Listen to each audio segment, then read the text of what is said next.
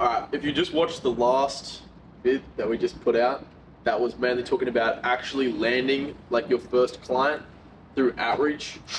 But that's obviously only one, like the first step of the like equation, so to speak. Like the next thing is actually moving forward after you've, let's just say a person's responded to your email or booked in a call. Like how to actually close them on call is huge, right?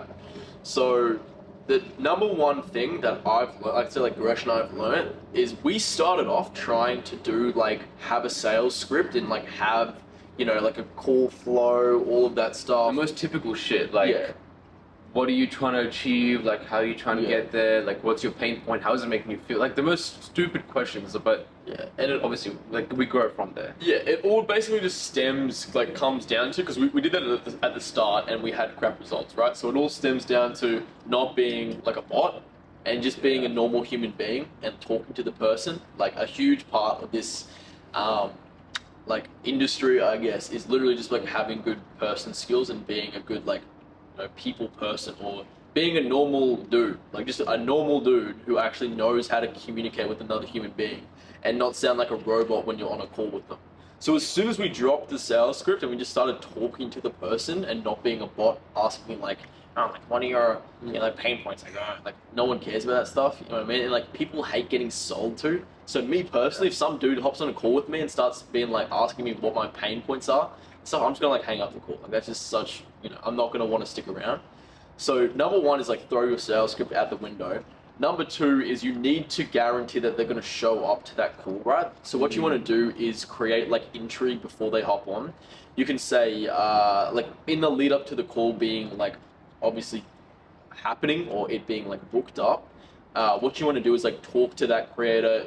If it's, you know, if you've moved on to WhatsApp, you've gotten the WhatsApp number, that's awesome. If not, and it's still on emails, you can just say like, by the way, I want to share with you like this example of what I'd be looking to do for you on the call. Like I just implemented it. I'm really looking forward to like showing you it's personalized to your, like what I'd be looking to do for you as well. And if you have testimonials from previous clients, if this is just you trying to get more clients right now, then what you can do is use a testimonial that you've already gotten. That's what Gresh and I do. Yeah. If you haven't done that, what you can do is leverage, it's called essentially arbitrage. Yeah, testimonial arbitrage, where you use someone like, you know, someone big in the industry, whether that be like Yusuf or like Pierre, maybe, whatever, right? You are like leverage their experience. You say like, hey, you know, Yusuf or whatever has done this, this, and this, like in the industry, he was able to get this like XYZ results. You're in the same niche as this creator. Like this is exactly what I'd be looking to do for you. In the same way, like just follow the same structure, so to speak. So if you're able to use that, the like intrigue from the creator that you're talking to is going to be like doubled, because they actually have a, you know, case study or a testimonial from you, you know, quote unquote, to rely on and to like have for an example of what you'd be willing to do or looking to do for them. So that's like the best thing to do on the call, is like say that you're going to introduce them to this thing before the call to build intrigue and build like anticipation for the call. And then once you're actually on it, then show them like what you'd be willing to do or what you'd be looking to do for them.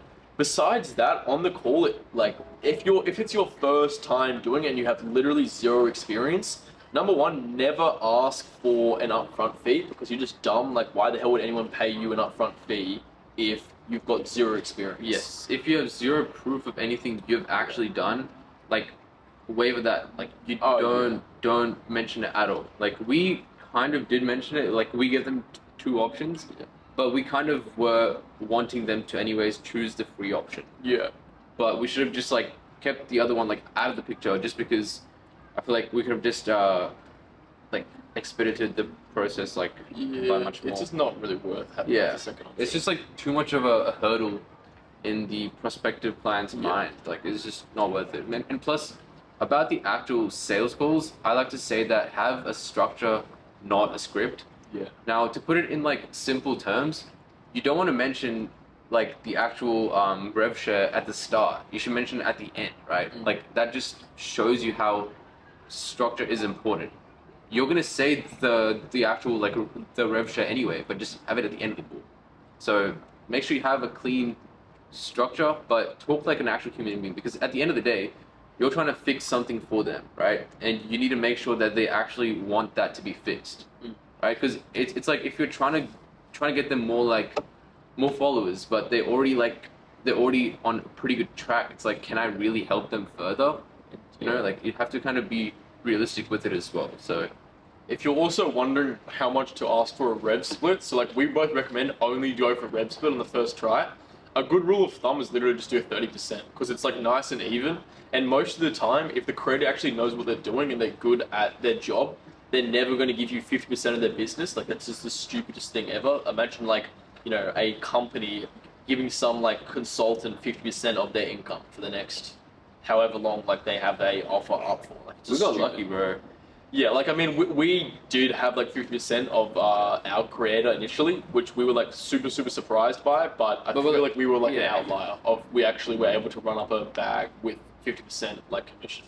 Plus, I don't we know. got like 2 brains in the operation, so Yeah, that's true. So it's It gave technically them 25% each for us. yeah. So it that gave makes them like sense. more reason to actually work through. And plus, Yeah. we got them like pretty good results, and we actually built like a good friendship almost with Connor. Yeah, I mean, like you should. That's what is the result of just keeping it Yeah. casual on the sales call and just not being like a bot, basically. Like just being a real human being and talking to the person. You're able to like cultivate a decent friendship, which is the best type of relationship to have with a client that you're working with because it's like it's so chill. Like you just become good friends. He was supposed to be here at the accommodation, like the client that we work with and that we've worked with since the start.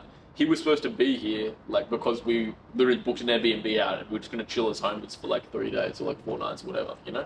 But like, it's something, you know, like stuff happened, whatever. He wasn't able to make his flights, so Yeah. that's what if you are able to cultivate your creator or like the person that you've booked in, and basically just make them like become your friend. It becomes your job as like a growth operator, whatever, just becomes so easy because you're just chilling with your friends 24/7. Yeah. It's still business and it's still work, but yeah. So that's probably the best way to like do sales calls, I'd say. Is just And- keep it casual. Yeah, and the other benefit from like forcing yourself to kind of have a positive relationship with them is like even if you don't close that call, if you give them so much free value for like half an hour or like 1 hour, and they still are like, oh, okay, probably not, I'll think about it, but you know for a fact you gave them a lot of sauce, they're probably going to come back in like a few days or a few weeks and say, hold up, can we talk? And we've actually had that happen, but we actually declined the person because we realized that this person is like not someone we can actually help that much. Yeah. Like sure, we could probably make a couple, like 5K, 6K a month, but it's like that's not worth our time at all. Yeah. So it's just like, yeah, they will definitely come back to you if you just give resource. Like help them out with some free information, some tips, strategies, and they will appreciate you, and then they always have you in the back of their mind. Yeah, for sure. That's basically everything I'd say. Yeah, that's how you close a damn sales call.